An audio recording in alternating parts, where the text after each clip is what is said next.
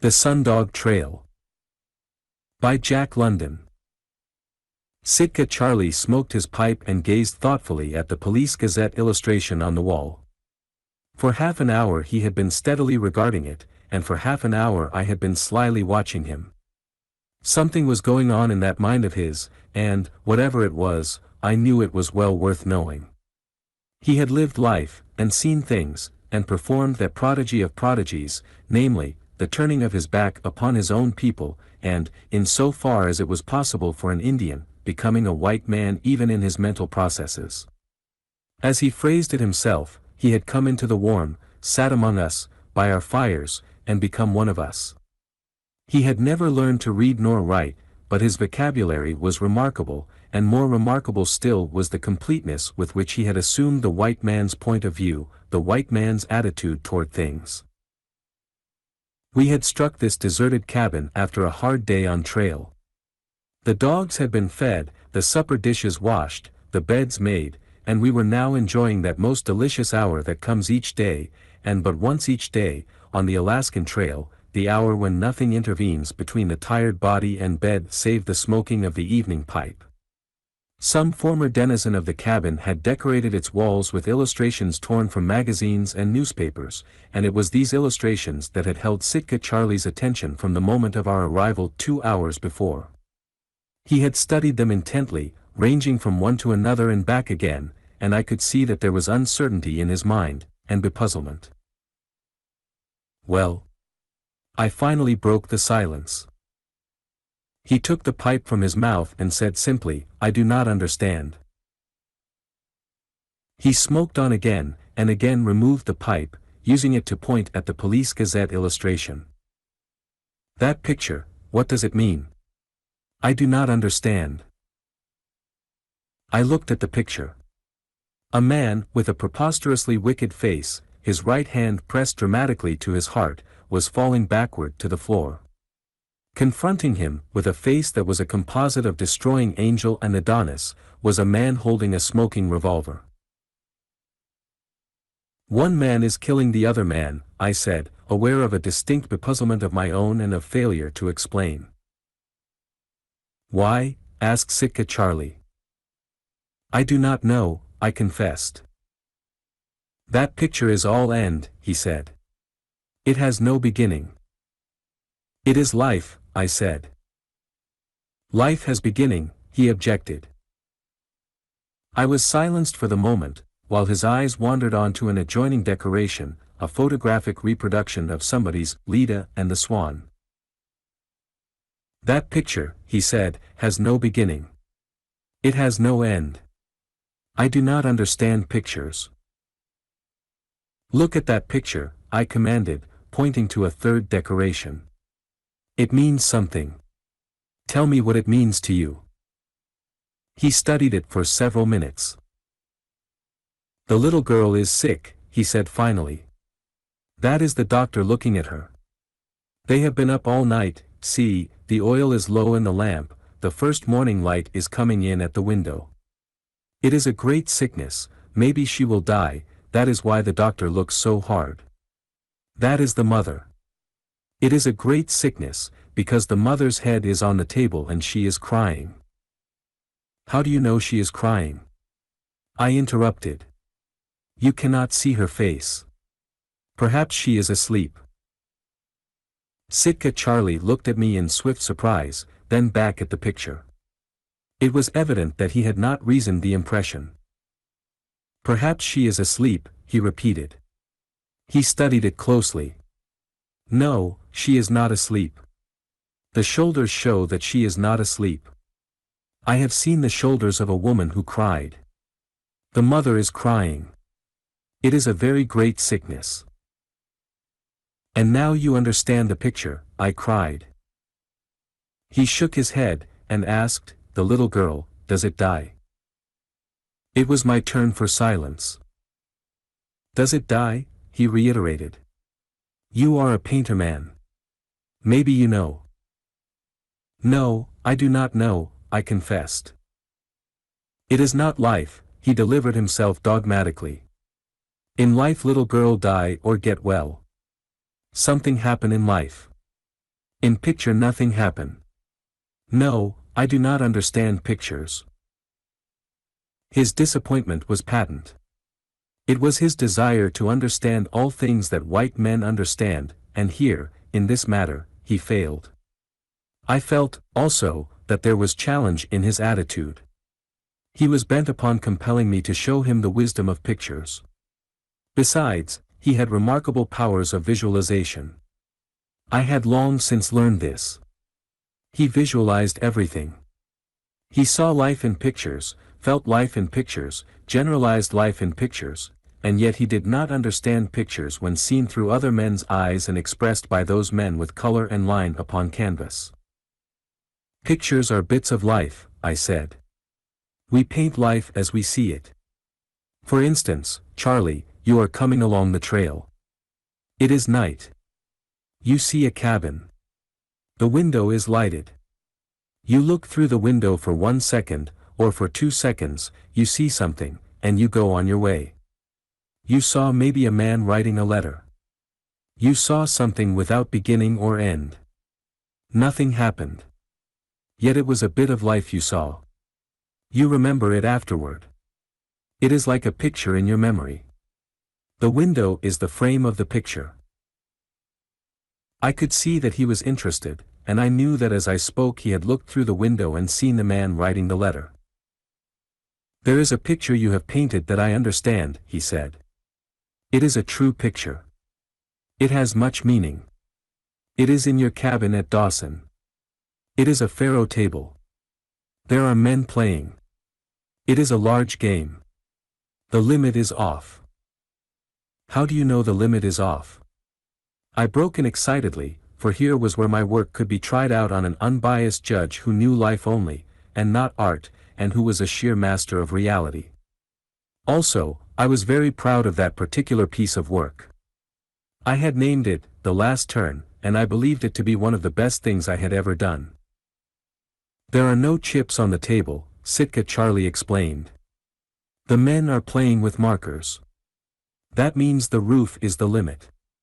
One man play yellow markers, maybe one yellow marker worth $1,000, maybe $2,000.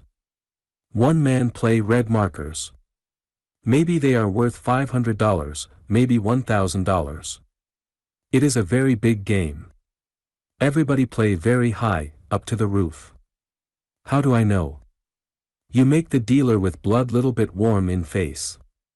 I was delighted. The lookout, you make him lean forward in his chair.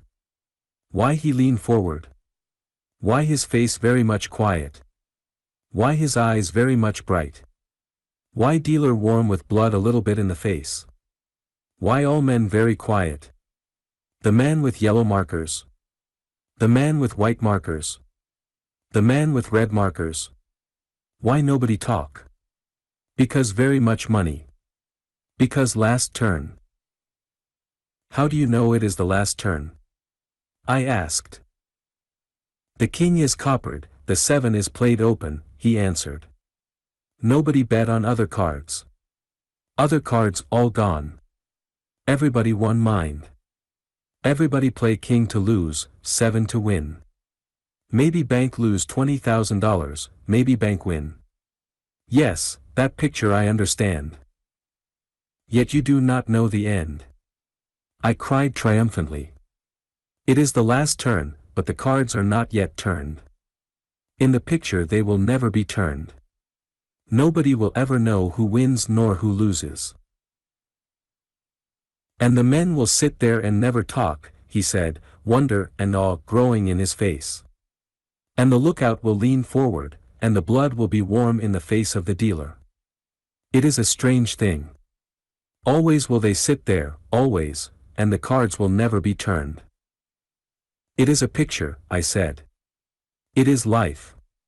You have seen things like it yourself.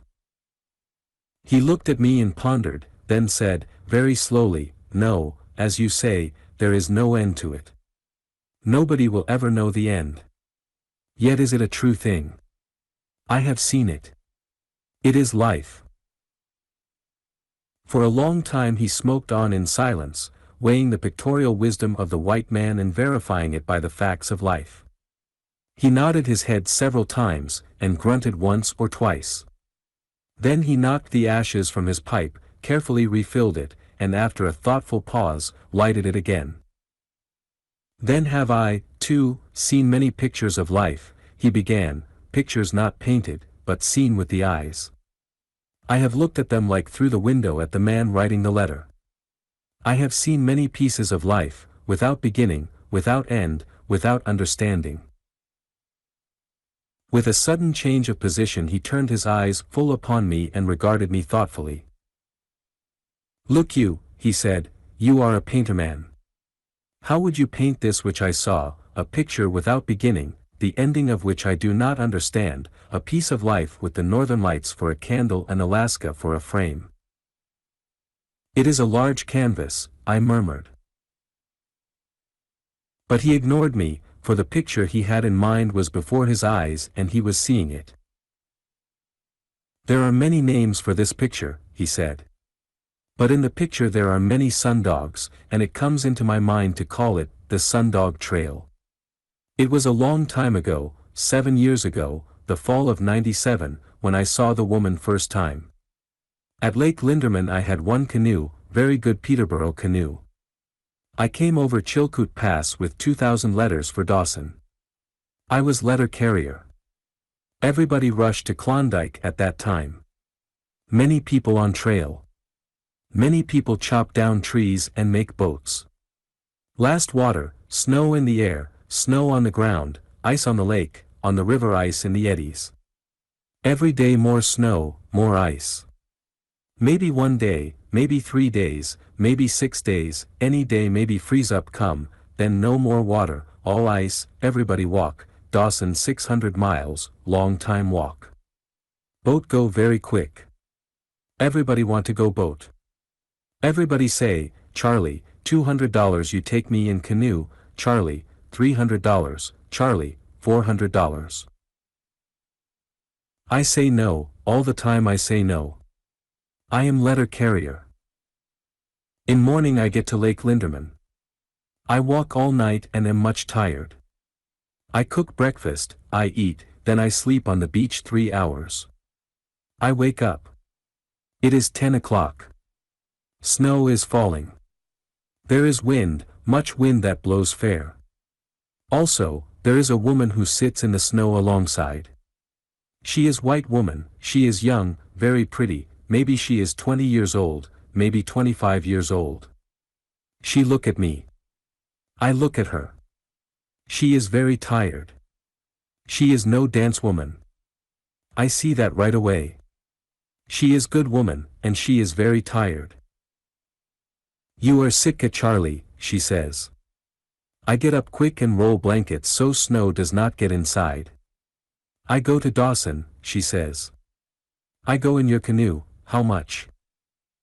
I do not want anybody in my canoe. I do not like to say no. So I say, $1,000. Just for fun I say it, so woman cannot come with me, much better than say no. She look at me very hard, then she says, when you start? I say right away. Then she says all right, she will give me $1,000. What can I say? I do not want the woman, yet have I given my word that for $1,000 she can come. I am surprised. Maybe she make fun, too, so I say, let me see $1,000. And that woman, that young woman, all alone on the trail, there in the snow, she take out $1,000, in greenbacks, and she put them in my hand. I look at money, I look at her. What can I say? I say, no, my canoe very small. There is no room for outfit. She laugh. She says, I am great traveler. This is my outfit.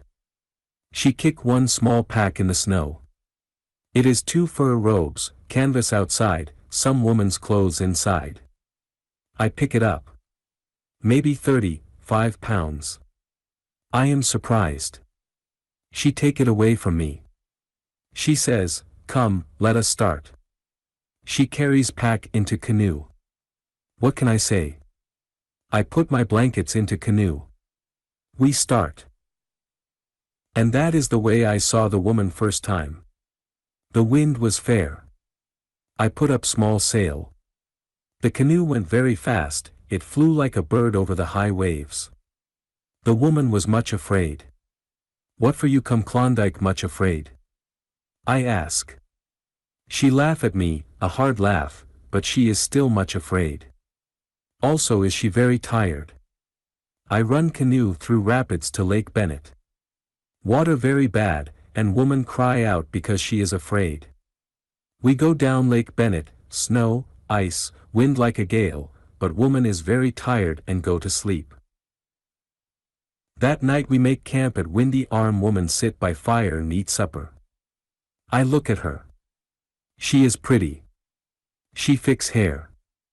There is much hair, and it is brown, also sometimes it is like gold in the firelight, when she turn her head, so, and flashes come from it like golden fire.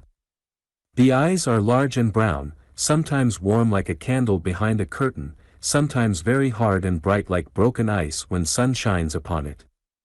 When she smile, how can I say? When she smile I know white man like to kiss her, just like that, when she smile.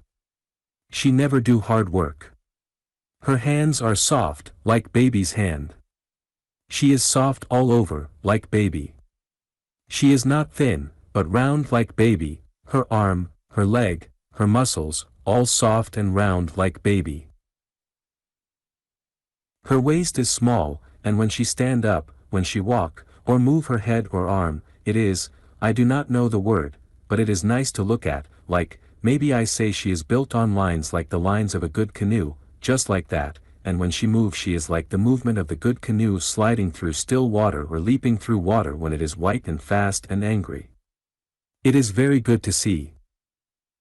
Why does she come into Klondike, all alone, with plenty of money? I do not know. Next day I ask her. She laugh and says, Sitka Charley, that is none of your business. I give you $1,000 take me to Dawson. That only is your business. Next day after that I ask her what is her name. She laugh, then she says, Mary Jones, that is my name. I do not know her name, but I know all the time that Mary Jones is not her name.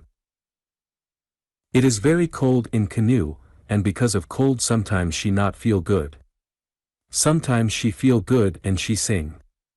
Her voice is like a silver bell, and I feel good all over like when I go into church at Holy Cross Mission, and when she sing I feel strong and paddle like hell.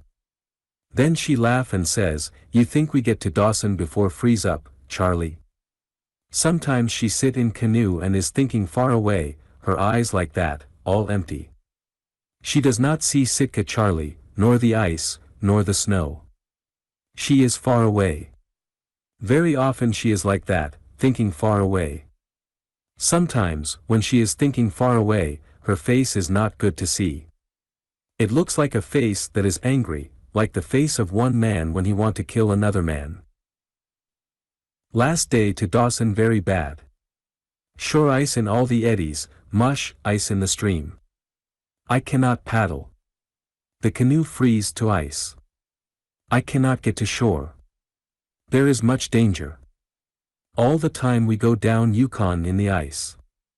That night there is much noise of ice. Then ice stop, canoe stop, everything stop. Let us go to shore, the woman says. I say no, better wait. By and by, everything start downstream again. There is much snow. I cannot see. At 11 o'clock at night, everything stop. At 1 o'clock everything start again. At 3 o'clock everything stop. Canoe is smashed like eggshell, but is on top of ice and cannot sink. I hear dogs howling. We wait. We sleep. By and by morning come. There is no more snow. It is the freeze up, and there is Dawson. Canoe smash and stop right at Dawson. Sitka Charley has come in with 2,000 letters on very last water. The woman rent a cabin on the hill, and for 1 week I see her no more. Then, one day, she come to me. Charlie, she says, how do you like to work for me? You drive dogs, make camp, travel with me. I say that I make too much money carrying letters. She says, Charlie, I will pay you more money. I tell her that pick and shovel man get $15 a day in the mines. She says, that is $450 a month. And I say, Sitka Charley is no pick and shovel man. Then she says, I understand, Charlie. I will give you $750 each month. It is a good price, and I go to work for her. I buy for her dogs and sled. We travel up Klondike, up Bonanza and El Dorado, over to Indian River, to Sulphur Creek, to Dominion, back across Divide to Gold Bottom and to Too Much Gold, and back to Dawson.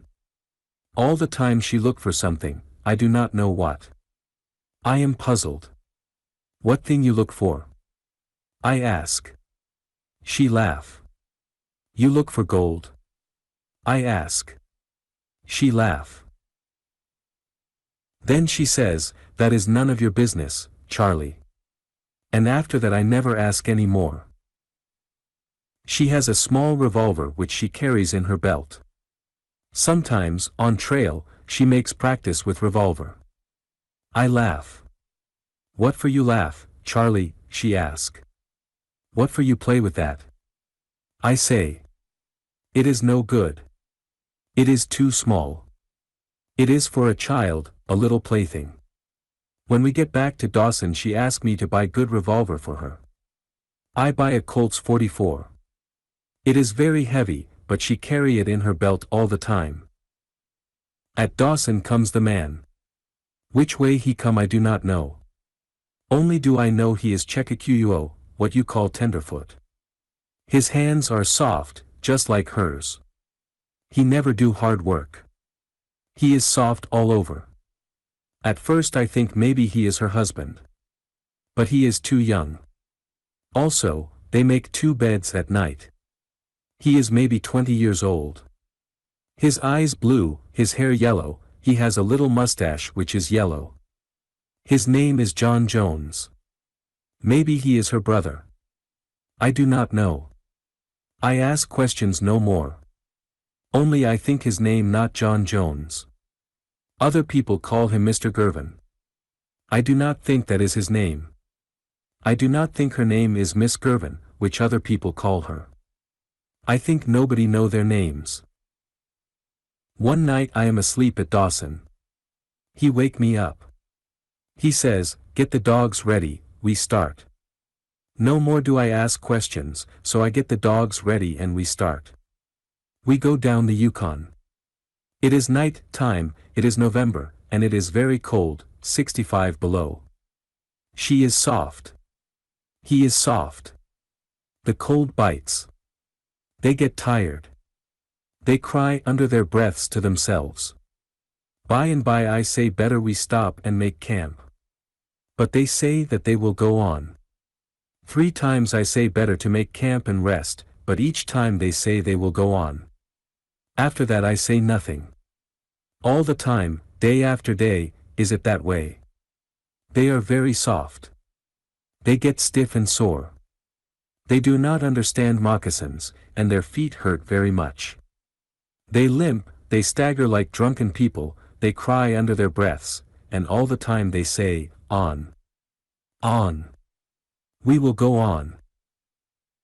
They are like crazy people. All the time do they go on, and on. Why do they go on? I do not know. Only do they go on. What are they after? I do not know. They are not after gold. There is no stampede. Besides, they spend plenty of money. But I ask questions no more. I, too, go on, because I am strong on the trail and because I am greatly paid. We make Circle City. That for which they look is not there. I think now that we will rest, and rest the dogs. But we do not rest, not for one day do we rest. Come, says the woman to the man, let us go on. And we go on. We leave the Yukon. We cross the divide to the west and swing down into the Tanana country. There are new diggings there. But that for which they look is not there, and we take the back trail to Circle City. It is a hard journey. December is most gone. The days are short. It is very cold. One morning it is 70 below zero.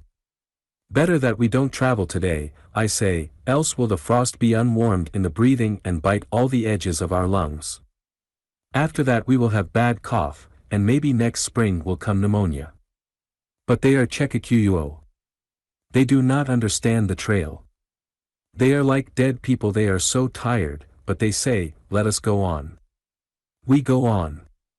The frost bites their lungs, and they get the dry cough. They cough till the tears run down their cheeks. When bacon is frying they must run away from the fire and cough half an hour in the snow. They freeze their cheeks a little bit, so that the skin turns black and is very sore. Also, the man freezes his thumb till the end is like to come off, and he must wear a large thumb on his mitten to keep it warm. And sometimes, when the frost bites hard and the thumb is very cold, he must take off the mitten and put the hand between his legs next to the skin, so that the thumb may get warm again. We limp into Circle City, and even I, Sitka Charley, am tired. It is Christmas Eve. I dance, drink, make a good time, for tomorrow is Christmas Day and we will rest. But no. It is 5 o'clock in the morning, Christmas morning. I am 2 hours asleep. The man stand by my bed. Come, Charlie, he says, harness the dogs. We start. Have I not said that I ask questions no more? They pay me $750 each month. They are my masters. I am their man. If they say, Charlie, come, let us start for hell, I will harness the dogs, and snap the whip, and start for hell. So I harness the dogs, and we start down the Yukon. Where do we go? They do not say. Only do they say, on. On. We will go on. They are very weary. They have traveled many hundreds of miles, and they do not understand the way of the trail.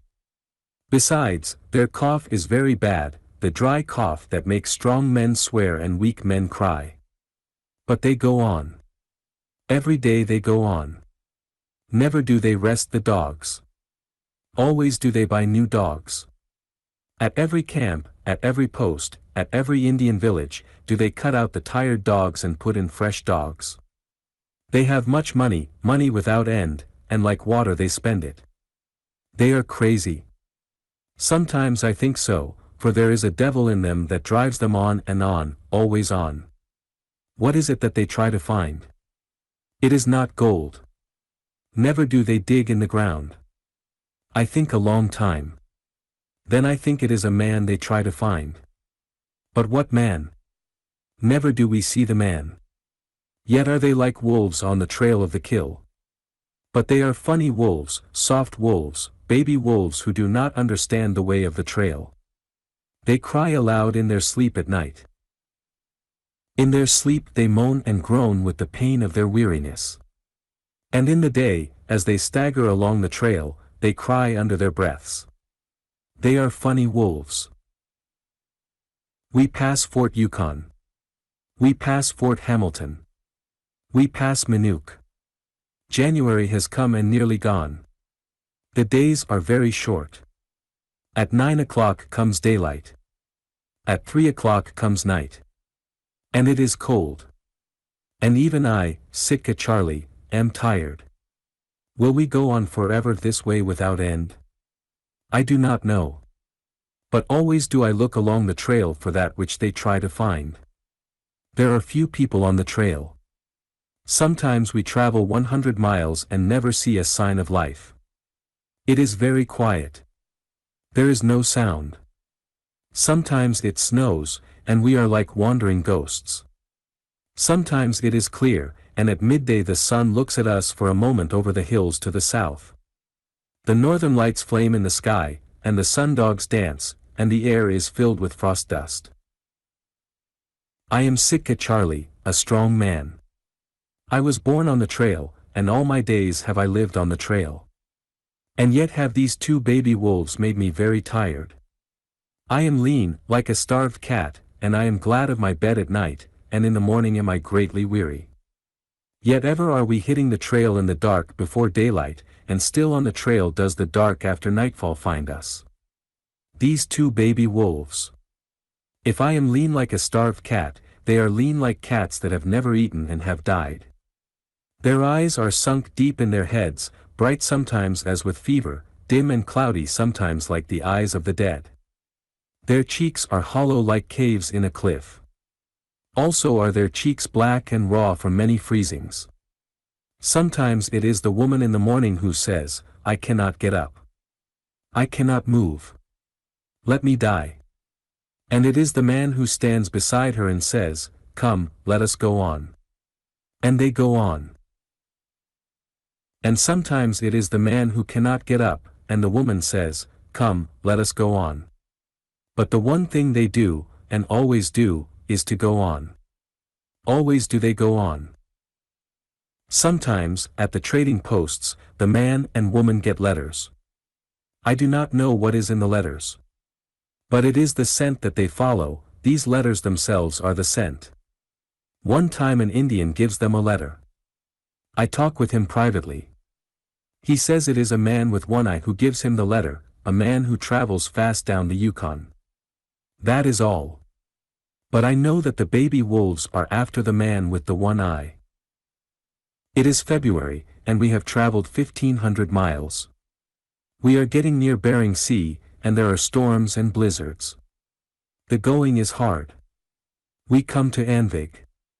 I do not know, but I think sure they get a letter at Anvig, for they are much excited, and they say, Come, hurry, let us go on. But I say we must buy grub, and they say we must travel light and fast. Also, they say that we can get grub at Charlie McKeon's cabin.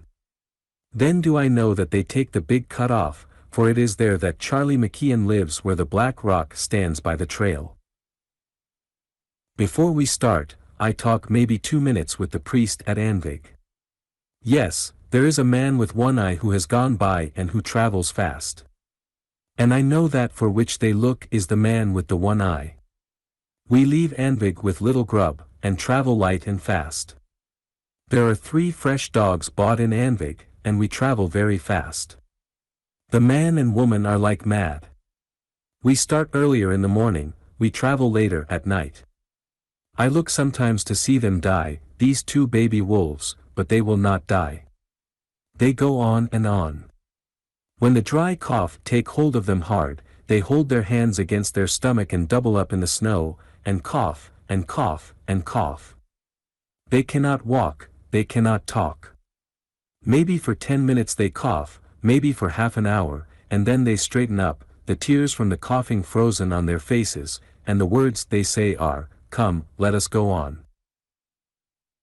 Even I, Sitka Charley, am greatly weary, and I think $750 is a cheap price for the labor I do. We take the big cut off, and the trail is fresh. The baby wolves have their noses down to the trail, and they say, Hurry. All the time do they say, Hurry. Faster. Faster. It is hard on the dogs. We have not much food and we cannot give them enough to eat, and they grow weak. Also, they must work hard. The woman has true sorrow for them, and often, because of them, the tears are in her eyes. But the devil in her that drives her on will not let her stop and rest the dogs. And then we come upon the man with the one eye. He is in the snow by the trail, and his leg is broken. Because of the leg he has made a poor camp, and has been lying on his blankets for 3 days and keeping a fire going. When we find him he is swearing. He swears like hell. Never have I heard a man swear like that man. I am glad. Now that they have found that for which they look, we will have rest. But the woman says, Let us start. Hurry. I am surprised. But the man with the one eye says, Never mind me. Give me your grub. You will get more grub at McKeon's cabin tomorrow. Send McKeon back for me. But do you go on? Here is another wolf, an old wolf, and he, too, thinks but the one thought, to go on. So we give him our grub, which is not much, and we chop wood for his fire, and we take his strongest dogs and go on. We left the man with one eye there in the snow, and he died there in the snow, for MacIan never went back for him. And who that man was, and why he came to be there, I do not know. But I think he was greatly paid by the man and the woman, like me, to do their work for them. That day and that night we had nothing to eat, and all next day we traveled fast, and we were weak with hunger. Then we came to the Black Rock, which rose 500 feet above the trail. It was at the end of the day. Darkness was coming, and we could not find the cabin of MacIan. We slept hungry, and in the morning looked for the cabin. It was not there, which was a strange thing, for everybody knew that MacIan lived in a cabin at Black Rock. We were near to the coast, where the wind blows hard and there is much snow. Everywhere there were small hills of snow where the wind had piled it up. I have a thought, and I dig in one and another of the hills of snow. Soon I find the walls of the cabin, and I dig down to the door. I go inside. MacIan is dead. Maybe 2 or 3 weeks he is dead. A sickness had come upon him so that he could not leave the cabin. The wind and the snow had covered the cabin. He had eaten his grub and died. I looked for his cache, but there was no grub in it. "Let us go on," said the woman. Her eyes were hungry, and her hand was upon her heart, as with the hurt of something inside. She bent back and forth like a tree in the wind as she stood there. "Yes, let us go on," said the man. His voice was hollow, like the clonk of an old raven, and he was hunger-mad. His eyes were like live coals of fire, and as his body rocked to and fro, so rocked his soul inside. And I, too, said, "Let us go on." For that one thought, laid upon me like a lash for every mile of 1,500 miles, had burned itself into my soul, and I think that I, too, was mad. Besides, we could only go on, for there was no grub. And we went on, giving no thought to the man with the one eye in the snow. There is little travel on the big cut-off. Sometimes 2 or 3 months and nobody goes by. The snow had covered the trail, and there was no sign that men had ever come or gone that way. All day the wind blew and the snow fell, and all day we traveled, while our stomachs gnawed their desire and our bodies grew weaker with every step they took. Then the woman began to fall. Then the man. I did not fall, but my feet were heavy and I caught my toes and stumbled many times. That night is the end of February. I kill 3 ptarmigan with the woman's revolver, and we are made somewhat strong again. But the dogs have nothing to eat. They try to eat their harness, which is of leather and walrus hide, and I must fight them off with a club and hang all the harness in a tree. And all night they howl and fight around that tree. But we do not mind. We sleep like dead people, and in the morning get up like dead people out of their graves and go on along the trail. That morning is the 1st of March, and on that morning I see the first sign of that after which the baby wolves are in search. It is clear weather, and cold. The sun stay longer in the sky, and there are sundogs flashing on either side, and the air is bright with frost dust. The snow falls no more upon the trail, and I see the fresh sign of dogs and sled. There is one man with that outfit, and I see in the snow that he is not strong. He, too, has not enough to eat. The young wolves see the fresh sign, too, and they are much excited. "Hurry," they say. All the time they say, "Hurry. Faster, Charlie, faster." We make hurry very slow.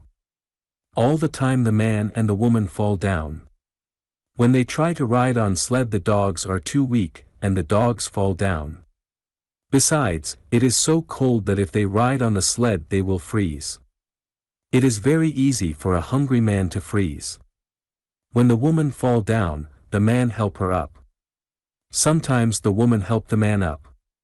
By and by both fall down and cannot get up, and I must help them up all the time, else they will not get up and will die there in the snow. This is very hard work, for I am greatly weary, and as well I must drive the dogs, and the man and woman are very heavy with no strength in their bodies. So, by and by, I, too, fall down in the snow, and there is no one to help me up. I must get up by myself. And always do I get up by myself, and help them up, and make the dogs go on. That night I get one ptarmigan, and we are very hungry. And that night the man says to me, "What time start tomorrow, Charlie?" It is like the voice of a ghost.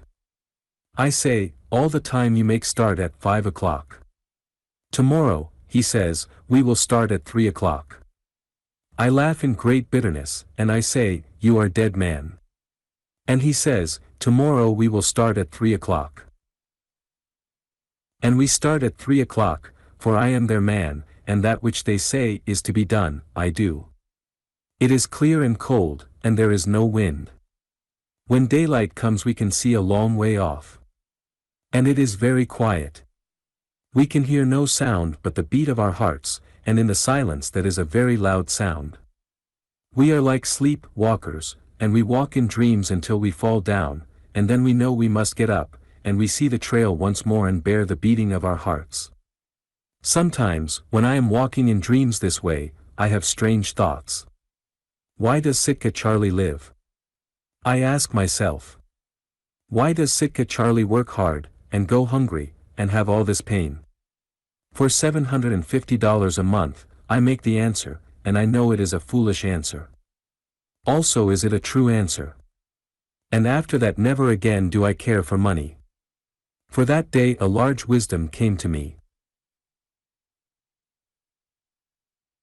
There was a great light, and I saw clear, and I knew that it was not for money that a man must live, but for a happiness that no man can give, or buy, or sell, and that is beyond all value of all money in the world. In the morning we come upon the last night camp of the man who is before us. It is a poor camp, the kind a man makes who is hungry and without strength. On the snow there are pieces of blanket and of canvas, and I know what has happened. His dogs have eaten their harness, and he has made new harness out of his blankets. The man and woman stare hard at what is to be seen, and as I look at them my back feels the chill as of a cold wind against the skin.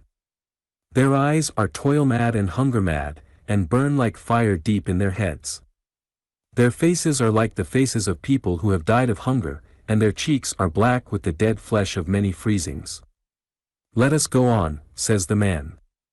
But the woman coughs and falls in the snow. It is the dry cough where the frost has bitten the lungs. For a long time she coughs, then like a woman crawling out of her grave she crawls to her feet. The tears are ice upon her cheeks, and her breath makes a noise as it comes and goes, and she says, "Let us go on." We go on. And we walk in dreams through the silence.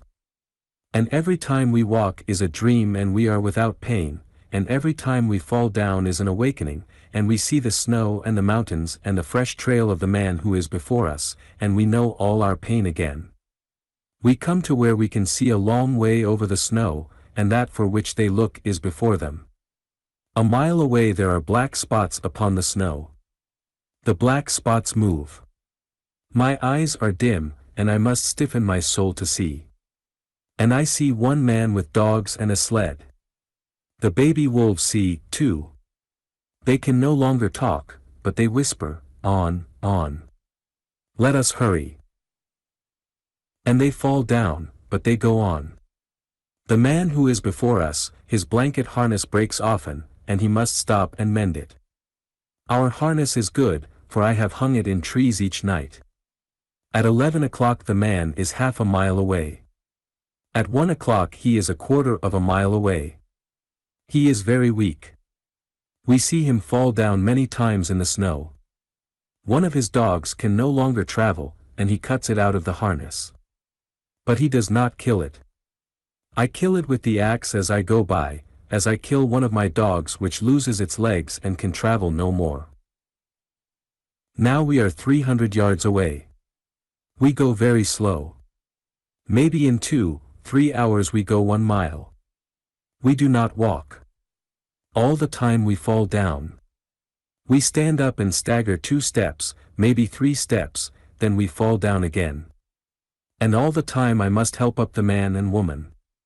Sometimes they rise to their knees and fall forward, maybe 4 or 5 times before they can get to their feet again and stagger 2 or 3 steps and fall.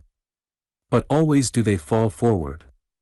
Standing or kneeling, always do they fall forward, gaining on the trail each time by the length of their bodies.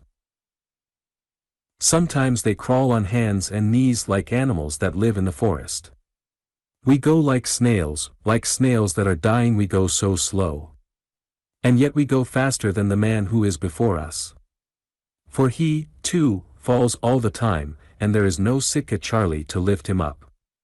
Now he is 200 yards away. After a long time he is 100 yards away. It is a funny sight. I want to laugh out loud, ha. Ha. Just like that, it is so funny. It is a race of dead men and dead dogs. It is like in a dream when you have a nightmare and run away very fast for your life and go very slow. The man who is with me is mad. The woman is mad. I am mad. All the world is mad, and I want to laugh, it is so funny. The stranger man who is before us leaves his dogs behind and goes on alone across the snow. After a long time we come to the dogs. They lie helpless in the snow, their harness of blanket and canvas on them, the sled behind them, and as we pass them they whine to us and cry like babies that are hungry. Then we, too, leave our dogs and go on alone across the snow. The man and the woman are nearly gone, and they moan and groan and sob, but they go on. I, too, go on. I have but one thought. It is to come up to the stranger man. Then it is that I shall rest, and not until then shall I rest, and it seems that I must lie down and sleep for 1,000 years, I am so tired. The stranger man is 50 yards away, all alone in the white snow. He falls and crawls, staggers, and falls and crawls again. He is like an animal that is sore wounded and trying to run from the hunter. By and by he crawls on hands and knees. He no longer stands up. And the man and woman no longer stand up. They, too, crawl after him on hands and knees. But I stand up. Sometimes I fall, but always do I stand up again. It is a strange thing to see. All about is the snow and the silence, and through it crawl the man, the woman, and the stranger man who goes before. On either side the sun are sundogs, so that there are 3 suns in the sky. The frost dust is like the dust of diamonds, and all the air is filled with it. Now the woman coughs, and lies still in the snow until the fit has passed, when she crawls on again. Now the man looks ahead, and he is blear-eyed as with old age and must rub his eyes so that he can see the stranger man. And now the stranger man looks back over his shoulder. And Sitka Charley, standing upright, maybe falls down and stands upright again. After a long time the stranger man crawls no more. He stands slowly upon his feet and rocks back and forth. Also does he take off one mitten and wait with revolver in his hand, rocking back and forth as he waits. His face is skin and bones and frozen black. It is a hungry face. The eyes are deep sunk in his head, and the lips are snarling. The man and woman, too, get upon their feet and they go toward him very slowly. And all about is the snow and the silence. And in the sky are 3 suns, and all the air is flashing with the dust of diamonds. And thus it was that I, Sitka Charley, saw the baby wolves make their kill. No word is spoken. Only does the stranger man snarl with his hungry face. Also does he rock to and fro, his shoulders drooping, his knees bent, and his legs wide apart so that he does not fall down. The man and the woman stop maybe 50 feet away. Their legs, too, are wide apart so that they do not fall down, and their bodies rock to and fro. The stranger man is very weak. His arm shakes so that when he shoots at the man his bullet strikes in the snow. The man cannot take off his mitten. The stranger man shoots at him again, and this time the bullet goes by in the air. Then the man takes the mitten in his teeth and pulls it off. But his hand is frozen and he cannot hold the revolver, and it fails in the snow. I look at the woman. Her mitten is off, and the big Colt's revolver is in her hand. 3 times she shoot, quick, just like that. The hungry face of the stranger man is still snarling as he falls forward into the snow. They do not look at the dead man. Let us go on, they say. And we go on. But now that they have found that for which they look, they are like dead. The last strength has gone out of them. They can stand no more upon their feet. They will not crawl, but desire only to close their eyes and sleep. I see not far away a place for camp. I kick them. I have my dog whip, and I give them the lash of it. They cry aloud, but they must crawl. And they do crawl to the place for camp. I build fire so that they will not freeze. Then I go back for sled. Also, I kill the dogs of the stranger man so that we may have food and not die. I put the man and woman in blankets and they sleep. Sometimes I wake them and give them little bit of food. They are not awake, but they take the food. The woman sleep 1 day and a half. Then she wake up and go to sleep again.